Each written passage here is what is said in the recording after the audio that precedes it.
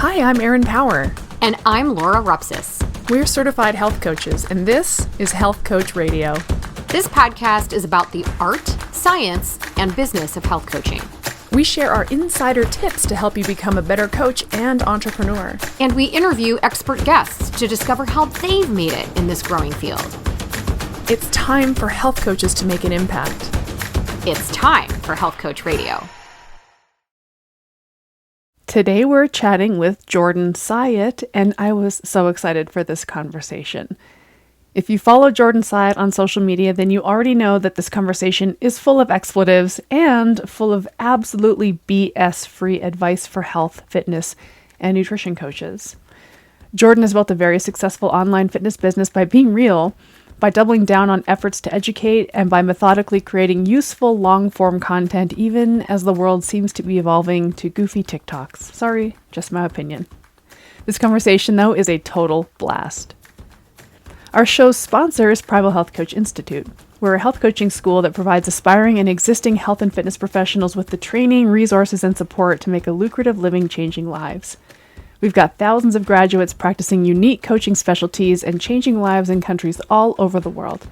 Visit primalhealthcoach.com to learn about all of our coaching and specialty certifications, including the Primal Health Coach Certification Course, the Primal Fitness Coach Certification Course, and our Master Coach Certification Course that satisfies the educational requirements to sit for the Health Coaching National Board exam.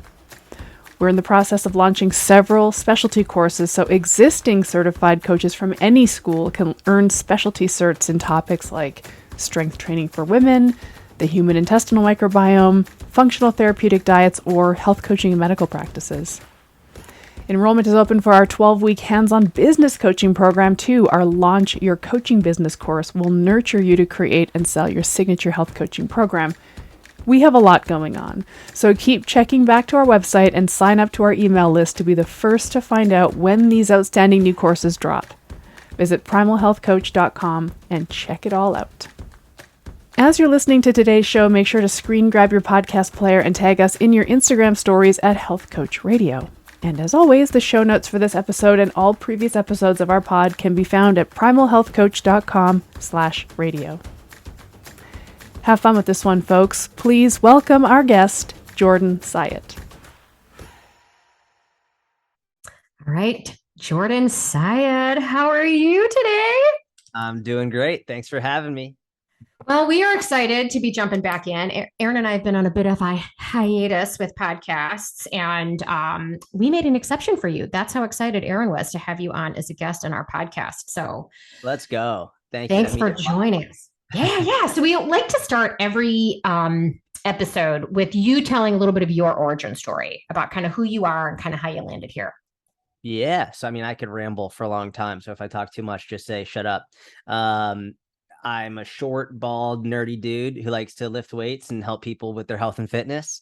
I grew up outside of Boston, so in a suburb of Boston. And I, come from a very short family. So short family, not very athletic family. I was terrible in school, and which is weird. I was the black sheep in my family. Everyone in my family, moms, uncles, aunts, grandparents, everybody is like doctors, lawyers, teachers, professors, superintendents, like all super, super fucking smart, but none of them were good in athletics. And I was the complete opposite. Like I was terrible in school. I was in special education, but like I loved sports and fitness, and I was fortunately really good at it. I have no idea who I got it from, like at all. And so because like we were pretty small, my mom wanted my brother and I to be able to defend ourselves because like we were on the smaller side for our age, and just in general, small boys. And so she walked in the living room one day and she was like, I want to put you two in wrestling. And at 8 years old, the only wrestling that I knew was WWF style wrestling. So I was like, you want me to hit someone with a chair? And she was like, no, you idiot, like Olympic style wrestling, which I had no idea what that was, but I was like, okay, cool, give it a shot. And I just fell in love with it. Like I absolutely loved it. I was very good at it.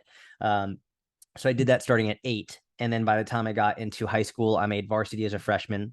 I beat a junior out for the varsity spot. And I was good from a technique perspective and an endurance perspective since I'd already been doing it for a number of years. But on varsity, I was 14 years old, mainly going against 16, 17, 18-year-olds. And so the strength differential was pretty significant. And so I knew if I was going to be competitive, I would have to get stronger. So I found a gym a couple towns over for me in this town called Newton, Massachusetts. And I wrote them an email and I was like, listen, I'll take the trash out. I'll clean the floors. Like, let me just come and learn from you just so I can learn how to get stronger. And I was really lucky because number one, they said yes, they took me under their wing. And number two is they were unbelievably science-based. They were like from 14 years old, I got put into a ridiculously science-based gym. They introduced me to some of the greatest coaches of all time. They like, gave me all the textbooks I needed. And from 14 years old, I worked at that gym all the way through high school. So I knew I wanted to be a coach from the time I was a young kid. And I was just really lucky to have an amazing community around me from the very beginning. So I didn't really waste much time with the pseudoscience bullshit. And I was really lucky to be around some amazing coaches early on. Wow. I love that. Okay. Like pretty we like that origin story. That's sort of the hero's journey. You know, you had a health transformation of sorts, not really the typical one that we would hear. You started as a kid and you were looking to build strength and get improve your skill as a wrestler. One thing that I picked up when you were telling your story is, you kind of started at the beginning saying I'm this guy who helps people with their health and fitness. So that's a broad statement. Yeah. What is there any more specific granularity to that, or is your target audience that broad? So a lot of people hate when I say this, and you two might really regret having me on once I say this, but I fucking hate when people are like, you need to niche down. You need to niche. I fucking can't stand it. I'm like, there are several main goals in the fitness world. There's athletic and performance-based goals is one. There's pain reduction or elimination. There's another. And then there's aesthetics. So like looking good naked, whether it's losing fat, building muscle, Those are the three main goals. And they usually work in combination with one another. It's usually not just one. Usually, most people want to look better, right? So they often want to lose fat, build more muscle, get more defined, but maybe they also want to reduce pain, or maybe they also want to be more athletic, or something as simple as getting chin ups or doing a heavier deadlift. These are performance based goals. So they all run in congruency with one another. Everybody in the world wants to be more confident with their body and feel better and not be in pain and to be stronger and more athletic. Like everyone wants that. So I don't have a more specific niche, long roundabout way of answering that. I mean, when I was younger and a power lifter, I thought that I would only want to work with like big, sweaty, hairy power lifter dudes. And so I was a competitive power lifter for many years. And I ended up deadlifting 4 times my body weight. So I deadlifted 530 pounds, weighing 132 pounds. And as you can see, like I'm not a big jack dude. I'm 5'4". I weighed 132 pounds. And this was in 2014, I believe. And so all leading up to that, I started getting a ton of women clients. And I didn't realize it at the time, but looking back, around 2009, 2010 is when women in powerlifting really started to grow in popularity. Like women really started to want to strength train around then and get stronger. And like that was like the really beginning of that. Girls Gone Strong came around that time. Like it became like that became the time when women was like, hey, I want to lift weights.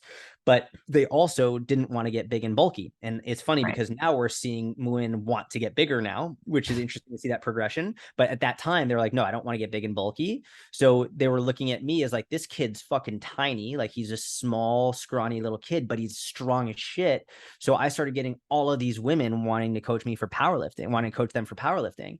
And so that's how I sort of took off, just in more of a Gen Pop crowd. And then once I retired from powerlifting, I was like, fuck, like no one's going to want to work with me anymore because I don't powerlift. And it was just the complete opposite. It was actually funny. My business grew more when I stopped posting about powerlifting and I started posting more about just general health and fitness. So here's something that I kind of picking up on here. And this is something that we see happen when people are kind of afraid to have a niche, that they're going to somehow not attract enough people. Many people come into this, I think, from this sort of scarcity mindset, right? But what I heard you say is that, I thought I was going to be focusing here, these big powerlifting dudes, and I found what was attracting to me were these women. We find that happens a lot of times, that once you get really good in an area and you become an expert, then other people are like, I want to work with that guy, Yep. So your niche sort of broadens. It's really more from the standpoint of, I'm going to start here and build a name for myself here. And we find that happens. And it doesn't surprise me that once you sort of decided to let that go and your business matured, into something because you know more. The more people you work with, the broader your knowledge set becomes, and you can help more people, and that happens naturally. Yeah. So even though you weren't going into this like I have to niche down, I'm still seeing like this common trajectory. Like this was this area that I got started in, and I got really, really good at that. And that's what we're trying to tell people to do: be really good at something, and Yeah. the rest will follow. I agree. I think the main issue that I see is a lot of people worry about like what should I niche down in, as opposed to just doing what they love. Yeah. It's Yeah. like your niche down should be whatever the fuck you're passionate about. So like I was really passionate about powerlifting. So that's what most of my content was around. And then I was no longer passionate about powerlifting. So I retired and I started posting about what I was more passionate about. And then surprise, surprise, my business grew. And ironically, like what I was passionate about was just helping everyday people get healthier. It wasn't about necessarily getting a stronger 1 rep max deadlift or any of that. It was just more about health and fitness. And so I just would post about what I was passionate about. I see issues with people being like, all right, so you need to find like your perfect avatar. You need to know like what radio shows they listen to and what magazines they read. No, you fucking don't. Like especially for this industry, you just need to post about what you're passionate. And I've changed my content so many times over. Like now I'm posting more about my wife and our future kid and all this stuff. Like it's because that's what I'm passionate about right now. So like that will change my demographic, which is totally fine. I think most people feel like they're put into a box and they need to find the most advantageous box. It's like, no, like whatever you care about the most that's your niche. And like really if we really think about it, like you are your niche. Some people are going to love you. Some people are going to fucking hate you. And that's okay. Just whatever you're passionate about, that's fine. And some people might start off loving you and then eventually hate you. It happens to me all the time. And then other people will start off hating you and they'll end up loving you. It happens all the time as well. So there's no wrong way to go unless you're trying to force yourself to do something that you're not really passionate about.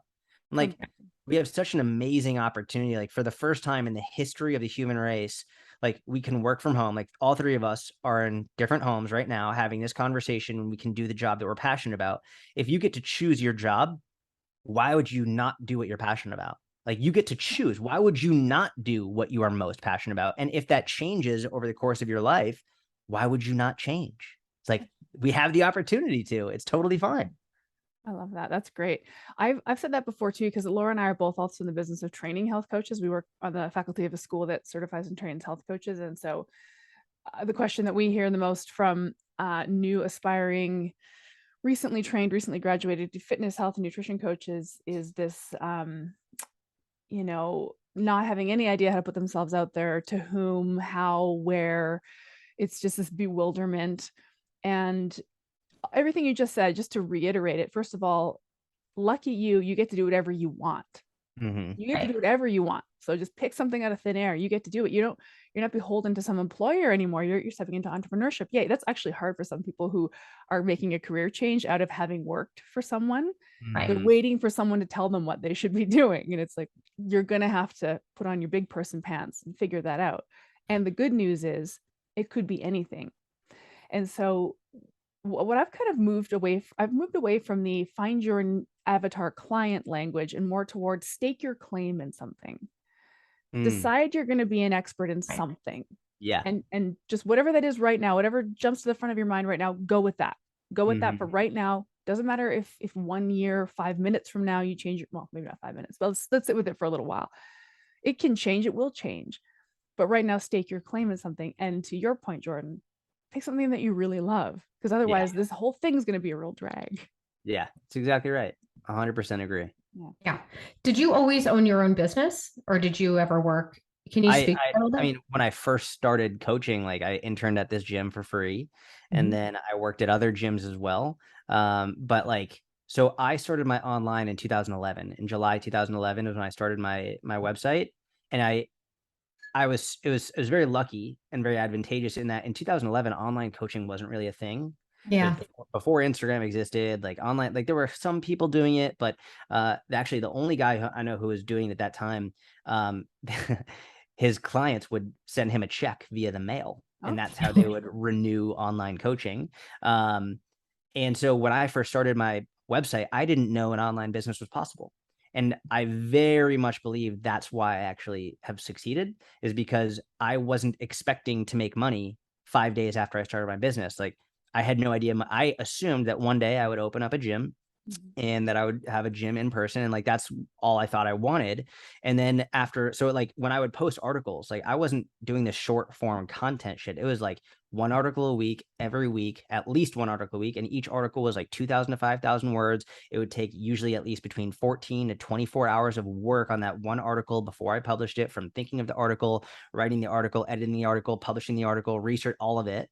So it would take like 24 hours of work just for one piece of content. And for the first year and a half, my website got like 20 views a day, 18 of which were my mom. Like, it wasn't that, like, there was nothing going on. So I wasn't making money for like a year and a half.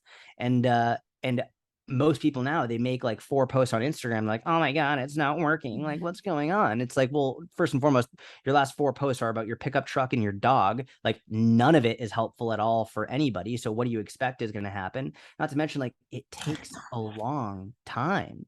So I used to coach in other gyms, and I did actually end up opening my own gym in 2014. But then I sold it after about 6 months. I got rid of it after about 6 months to my partner, and like, that was it. But like, and I just went fully online at that point. But for the first 10 years of my career, it was all in person with a little bit of online. And then once my online picked up, I dropped in person and went fully online.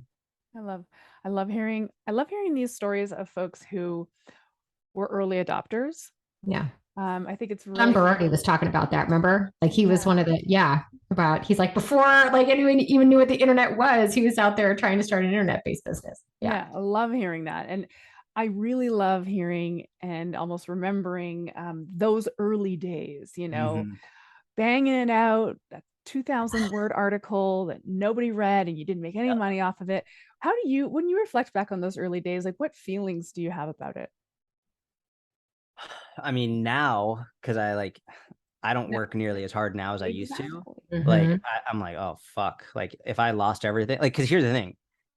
When people come to me like, hey, I'm just starting now, like, what should I do? I don't say get on Instagram. I don't say do TikTok. I'm like, start a website and start writing articles. Like, that should be your number one thing.